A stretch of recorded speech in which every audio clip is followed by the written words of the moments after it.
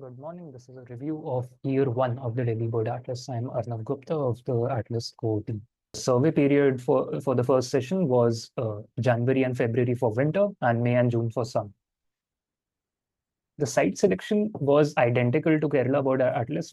We chose to go for the 11% sampling route, wherein we only take one of these subcells within these nine. The biggest change we made was that subcells that were lying outside of Delhi's boundary were removed from the survey altogether.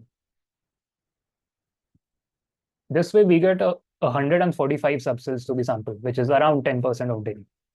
In terms of coverage, during winter, a single subcell was missed due to being inside the Delhi airport. During summer, however, all subcells were surveyed. We had 100% coverage in summer. For survey protocol, participants were divided into teams just like regular atlases, which have volunteers and experts. Experts or bird watchers were people who have been bird watching for some time and have a certain ability. Volunteers were people who either know how to bird watch and do not want to do it and instead want to create checklists, or students and such people who do not know how to bird watch. Uh, in winters, teams were given subcells to visit, and they had to visit them twice. So people would be given a set of 8 subcells, and they were told to go there twice. Each subcell was therefore surveyed by 2 different teams. Since we have four lists from a single subcell, it was surveyed twice by one team, twice by another team. This was changed in the summer due to it being very inflexible. Teams were instead allowed to choose their subcells in the summer. There was simply a hard rule that each subcell must be covered by at least 2 teams.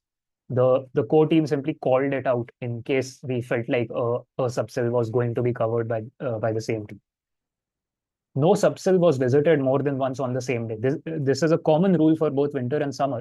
No subcell, so the 4 checklists of the subcells, none of them would be from the same day.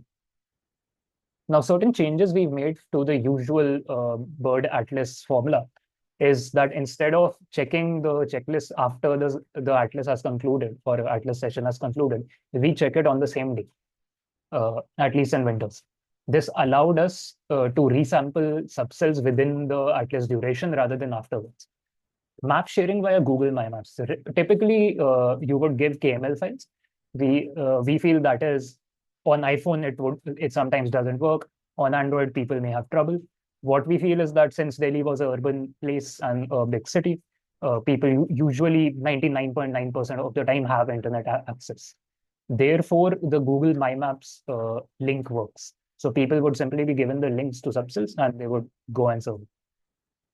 This works very reliably on all platforms. We dropped pre-decided subcell ownership. This was a change we made in winter and in summer, in the sense that no subcell had an owner assigned to it. Our dashboard simply does not have that option to it. We introduced a 2-layer checklist checking. This we did in the summer session. The checklist would first be checked by the cluster lead and then be checked by the central team. This, however, delayed our strategy of having the dashboard updated actively, in the sense that the dashboard may be delayed by maybe 2 days. Administrative challenges. We unfortunately did the winter survey during election time, so the forest department had certain troubles. We also had trouble training forest guards. Forest guards were not trained adequately enough for them to act as bird watchers or even good volunteers. And then we had the regular administrative issues that multi-stakeholder projects face, which is coordination and communication lapses. In terms of operational challenges, we felt that Delhi would have a higher number of bird watchers than what we did get.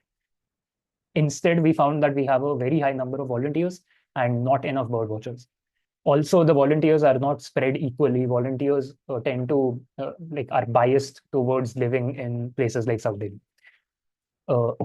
Difficulty explaining the value of bird atlases to bird watchers. When a bird watcher asks, what does an atlas do?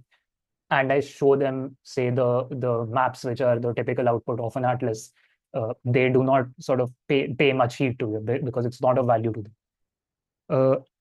In winters, we had a centralized approach. This limited flexibility. In summer, we had a decentralized approach, which causes a bit of miscommunication and friction. Dashboard updates were delayed in summer. Some subcells were therefore sampled maybe 5 times or 6 times. Checklist issues, the typical issues of an atlas: duplicate uploads, missing subsil numbers or unshared list.